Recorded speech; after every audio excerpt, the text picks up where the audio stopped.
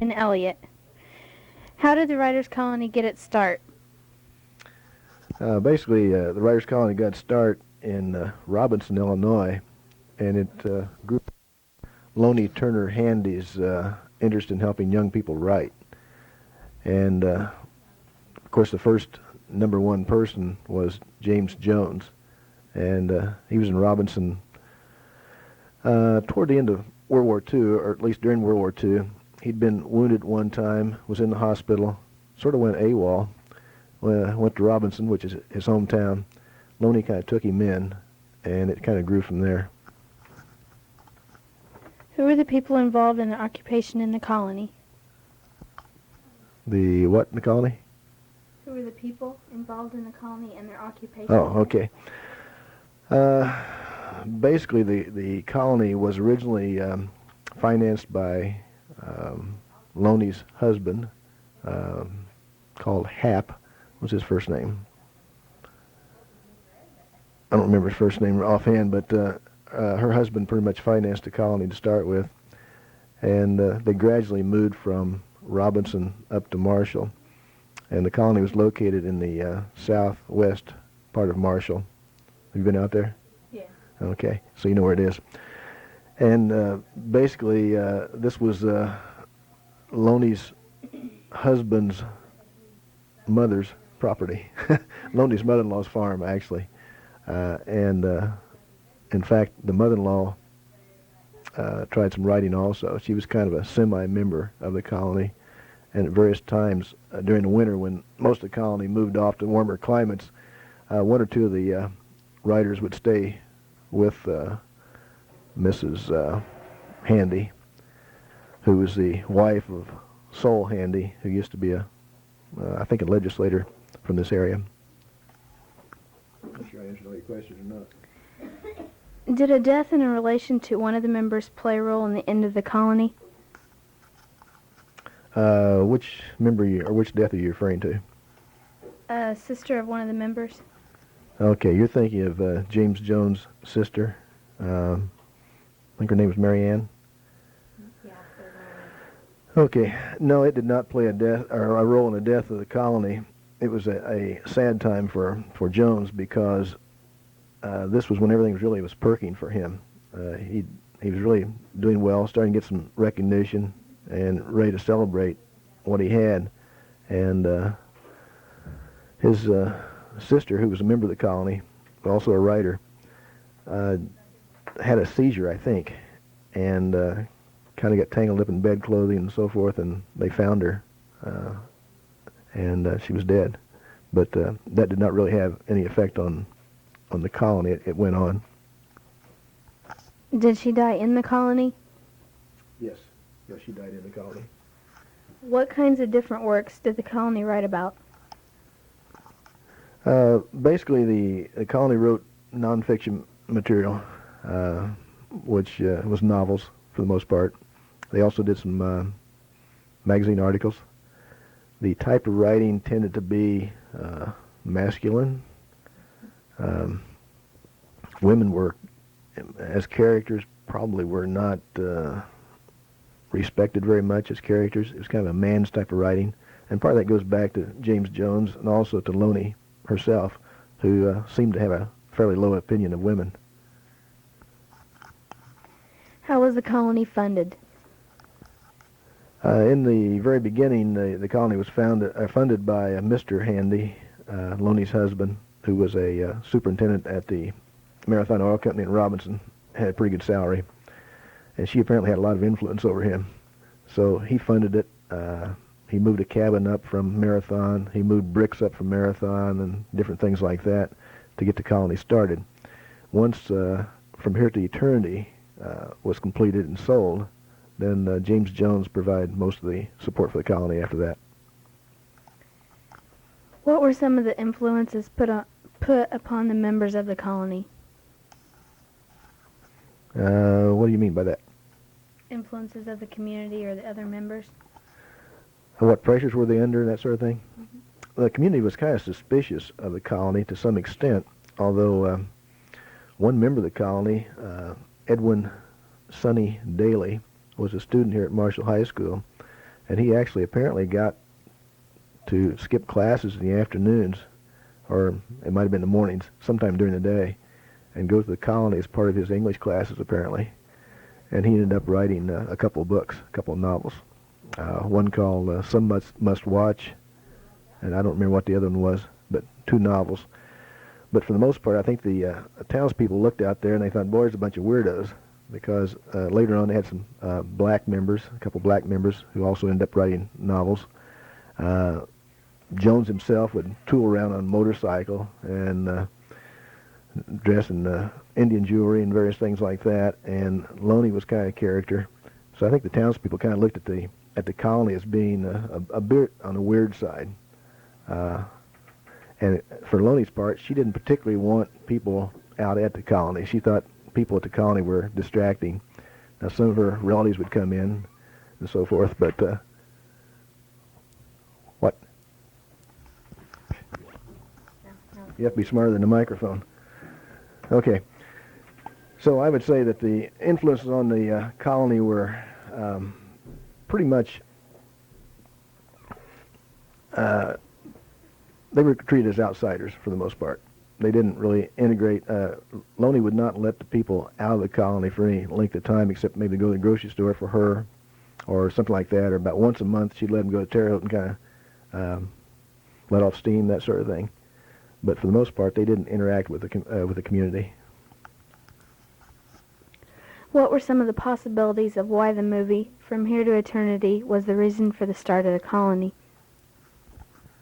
Okay, it was not the reason for the start of the colony. The colony started while Jones was still finishing up From Here to Eternity as a book, as a novel, and it was published. He got, I think, $80,000 maybe for the movie rights, if I remember right. But the colony was already going at that point. It helped the colony, but it didn't start the colony. How many total people were involved in the colony? Oh, gee, that'd be kind of hard to say. At any given time, probably no more than probably 10 or 11 at the most. I think they had, well, maybe more than that, because they had, I think, 2 different barracks, 5 rooms in each barrack, and then once in a while they'd have tents pitched, and Jones had his own trailer, and Loney eventually had her own cabin, and then later on, Jones, of course, built the house that, I don't know if you've seen the house or not, but a rather elaborate house. It cost, I don't know, probably $75,000, $80,000, which was a lot of money back then. Who were the most well-known members of the colony? Well, of course, the best known was James Jones, and but probably Tom Chamales, who wrote a book. He was married to a singer or a movie star, I forget what it was now, and he died in a hotel fire under somewhat suspicious conditions. He was apparently researching something that some people thought shouldn't be researched or something, and there's some suspicion he was actually murdered, but the authorities never did actually determine that. So he was pretty famous. Jerry Peacock, that's J-E-R-E, Peacock, was fairly well known. He'd written a couple books. Several went on to do other things.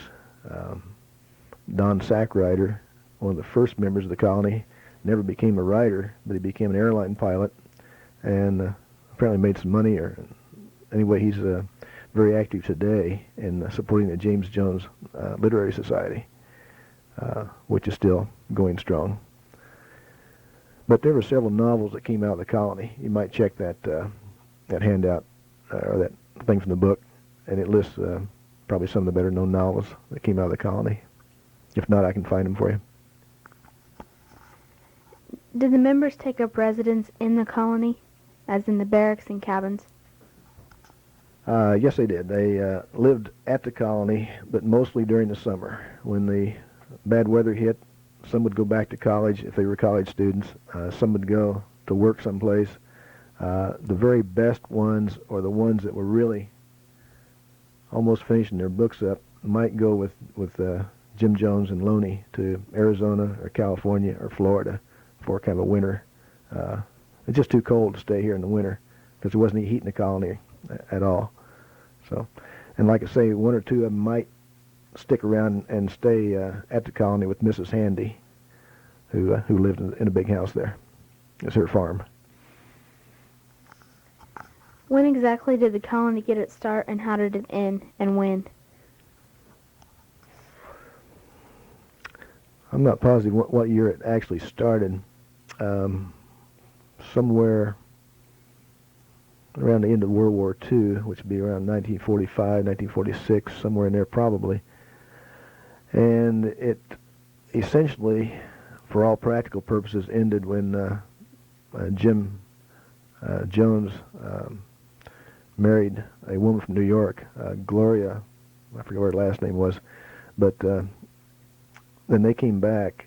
He was working on his second book, Some Came Running, and Gloria and Loney got in a big argument, and Jim and Gloria moved off, and they lived in New York for a while, and then they went to Paris, and the colony just pretty much went downhill at that point.